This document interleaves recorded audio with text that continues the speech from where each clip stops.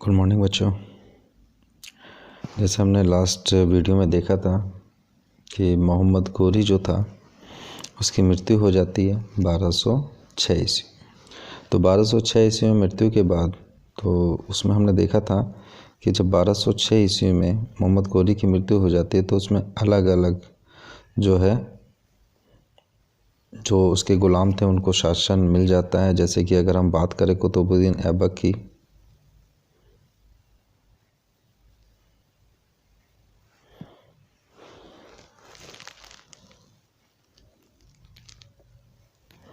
ठीक है, तो कुतुबुद्दीन ऐबक की अगर हम बात करते हैं तो इसको जो शासन मिला वो दिल्ली का मिला, ठीक है, भारत का मिला, हम भारत का कह सकते हैं। तो भारत का शासन इसको मिला। दूसरा जो था, जो यल्दूज था उसको गजनी का मिला था, ठीक है, और जो कोबाचा था उसको काबुल और कंधार मिला था, और जो बख्तियार खिलजी था उसकी तो मृत्यु हो चुकी थी। तो हम जो बात कर रहे थे वो हम अब इस वीडियो में हम जो बात करेंगे वो करेंगे दिल्ली सल्तनत की, ठीक है। तो जो हमारी बात चलेगी वो चलेगी दिल्ली सल्तनत।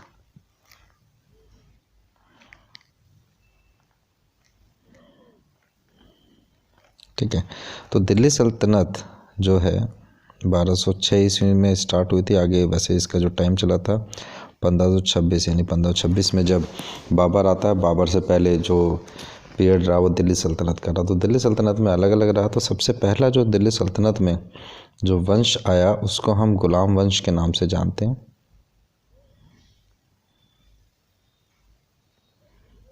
ठीक है, उस वंश को हम गुलाम वंश के नाम से जानते हैं।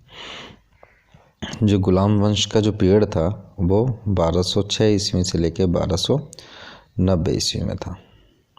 तो सबसे पहले हम जो इसके अंदर देखते हैं वो कुतुबुद्दीन ऐबक को देख लेते हैं।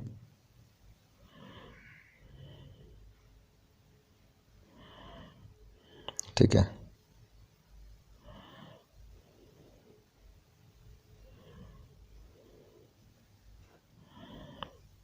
कुतुबुद्दीन ऐबक। तो कुतुबुद्दीन ऐबक जो था इसका टाइम वैसे ज़्यादा नहीं रहा। ये 1206 ईस्वी में जैसे ही मोहम्मद गोरी की मृत्यु होती है तो 1206 ईस्वी में इसको ये शासन मिला दिल्ली का, ठीक है, दिल्ली सल्तनत का।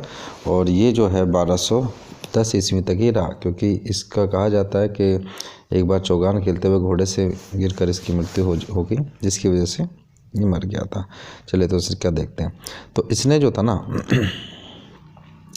इसने जो स्टार्टिंग में जो अपनी राजधानी बनाई वो बनाई राजधानी लाहौर, ठीक है। लाहौर जो था वो क्या थी इसकी राजधानी,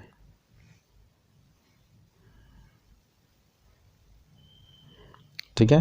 तो लाहौर इसने अपनी राजधानी बनाई और शासक बनने के बाद इसने अपनी जनता को लाखों रुपए का दान दिया।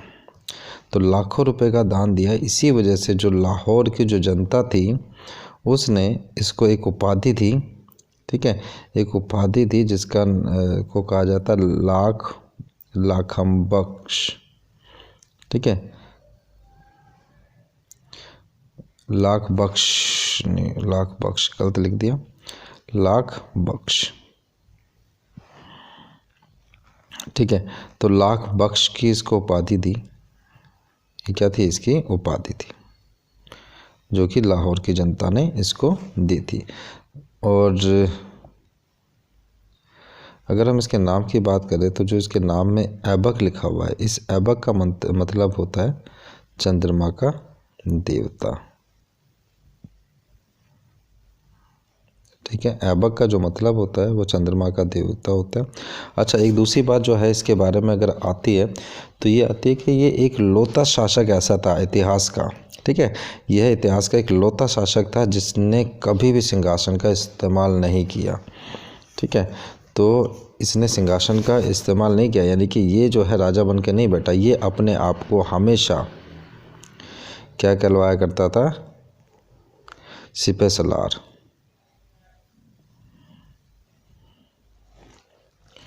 ठीक है, सिपह सलार की उपाधि इसने ली अपनी। इसने जो अपनी उपाधि ली वो ली सिपह सलार की, कि भाई मैं तो सिपह सलार हूँ, यानी कि सेनापति हूँ मैं, और मैं जो है यहाँ पर कोई राजा नहीं हूँ, कोई शासक नहीं हूँ, तो शासक तो मोहम्मद गोरी था, मैं तो उसका गुलाम हूँ और उसका सेनापति था, तो उसने अपने आप को सेनापति रखा। इसी वजह से कभी भी सिंहासन पे नहीं बैठा कि भाई सिंहासन पे मैं नहीं बैठूंगा, जबकि बैठ सकता था कि नहीं सिंहासन पे नहीं बैठूंगा, मैं तो यहाँ का सिपह सलार। तो इस तरीके से जो है आता है कई बार क्वेश्चन, जैसे किस तरीके से आ भी जाता है कि वो कौन सा राजा था इतिहास का जो कभी सिंहासन पे नहीं बैठा, तो वो जो है कुतुबुद्दीन ऐबक था। चलिए इसने जो है आगे देखते चलिए। तो आगे जो था इसका एक गुलाम था इल्तुतमिश, ठीक है, इसका एक गुलाम था इल्तुतमिश। तो इल्तुतमिश को जो है इसने बदायूं का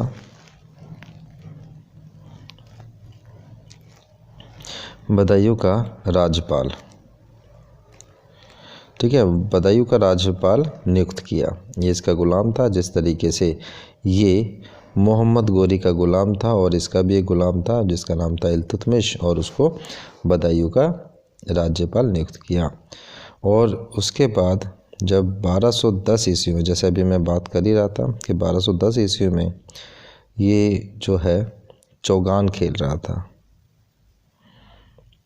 ठीक है, चौगान जिसको हम पोलो बोलते हैं, ठीक है, चौगान खेल रहा था या पोलो खेल रहा था। और वहाँ खेलते खेलते घोड़े से गिरकर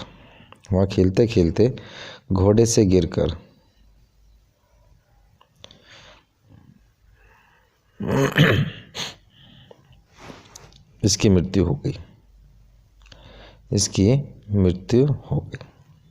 भाई जैसे आजकल तो काफ़ी अगर हम देखते हैं कि डॉक्टर इलाज काफ़ी मिल जाता है, लेकिन उस टाइम इतना वो नहीं था, सक्सेस नहीं था, तो जिसकी वजह से ये बच नहीं पाया और इसकी मृत्यु घोड़े से गिरकर ही हो गई।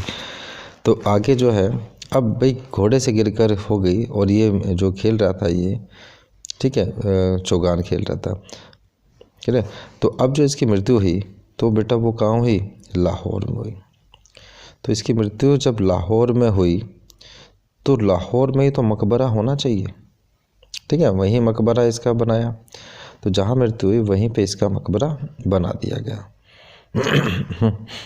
अब इसकी मृत्यु के बाद जब इसकी मृत्यु हुई 1210 ईस्वी में, तो इसका जो बेटा था आराम शाह, ठीक है, इसका जो बेटा था आराम शाह वो गद्दी पर बैठ जाता है, ठीक है, आई थिंक गद्दी ऐसे नहीं, वो गद्दी पर बैठ जाता है। तो जब गद्दी पर बैठा तो ये जो बात थी वो किसको अच्छी नहीं लगी, वो अच्छी नहीं लगी इल्तुतमिश को, क्योंकि इल्तुतमिश जो है वो कहता था कि भाई अच्छा जो आराम शाह था ना, कई इतिहासकार तो उसको बेटा कहते हैं कुतुबुद्दीन ऐबक का, और कुछ इतिहासकार उसका कज़न भी उसको बताते हैं। तो ज़्यादातर इतिहासकारों की राय है कि वो उसका बेटा ही था, तो इसलिए हम बेटा ही लेके चल रहे कि आराम शाह उसका बेटा था। अब जो था इल्तुतमिश जो था ना, उसको नहीं भाई ये बात, क्योंकि इल्तुतमिश ने कहा, जो कि बदायूं का राज्यपाल था, कि भाई जिस तरीके से कुतुबुद्दीन ऐबक मोहम्मद गोरी का ग़ुलाम था और साथ में उसका दामाद भी था, तो मैं भी कुतुबुद्दीन ऐबक का दामाद भी हूँ और ग़ुलाम भी हूँ, तो इसका मतलब ये पहला हक गद्दी पर मेरा ही बनता है, ठीक है। तो पहला हक मेरा ही बनता है, जिसकी वजह से इल्तुतमिश जो है उसको पसंद नहीं आया ये, और इल्तुतमिश ने किया क्या, इसने 1211 ईस्वी में इल्तुतमिश अपनी सेना लेकर इसके ऊपर चढ़ाई करने कर आता है, और आराम शाह भी यहाँ पर अपनी सेना के साथ जाता है, और युद्ध इनका जो होता है वो होता है जूड़ का युद्ध, ठीक है, बैटल ऑफ जूड़। तो जूड़ में इनका युद्ध होता है,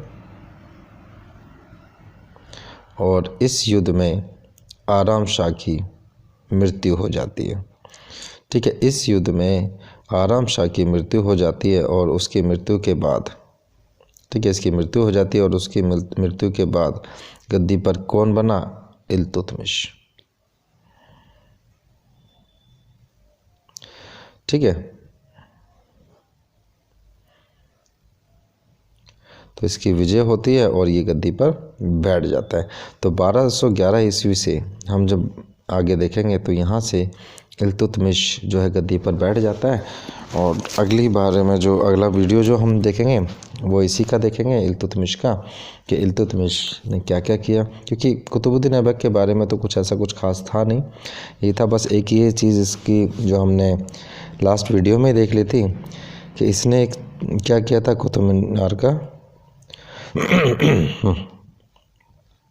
कुतुब मीनार का निर्माण इसने करवाया था। तो कुतुब मीनार का जो निर्माण इसने करवाया था तो वो जब ये 1199 ईस्वी में इसने बनवाना शुरू किया। तो 1199 ईस्वी में जिस टाइम मोहम्मद गौरी का ये एक गुलाम के रूप में दिल्ली का शासन देख रहा था, तो उस टाइम इसने स्टार्ट किया था।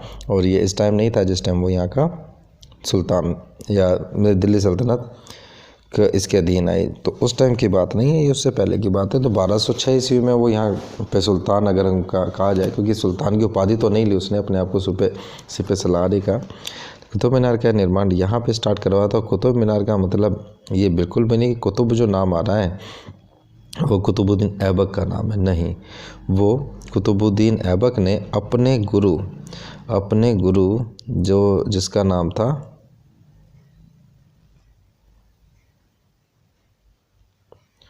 कुतुबुद्दीन बख्तियार,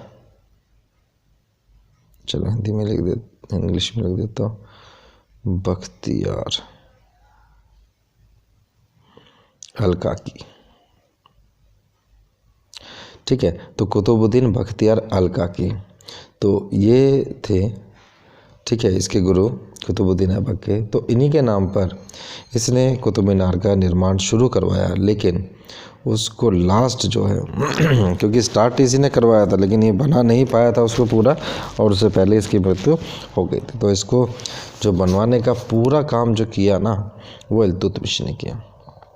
तो इल्तुतमिश के टाइम पर ही वो पूरा बना। और ये जो है कुतुब मीनार 1229 ईस्वी में, तो कुतुब मीनार जो था वो 1229 ईस्वी में बनकर तैयार हुआ। और उस टाइम इल्तुतमिश ही यहाँ का सुल्तान था, और उसी के टाइम पर इसको बनाया गया। और हम आगे देखेंगे भी कि इल्तुतमिश ने बहुत कुछ यहाँ पर जो किया उसके, या उसने मतलब कुछ चेंज करने की कोशिश की, अपने 40 गुलाम अलग से वो किए, ठीक है। तो इस तरीके से इसने काफ़ी कुछ यहाँ पे चेंजेस किए। तो वो जो है हम अगले वीडियो में देखते। तो आज के लिए इतना ही, और इसमें हमने कुतुबुद्दीन ऐबक के बारे में जाना, और नेक्स्ट वीडियो में हम इल्तुतमिश के बारे में पढ़ेंगे। चलिए, थैंक यू।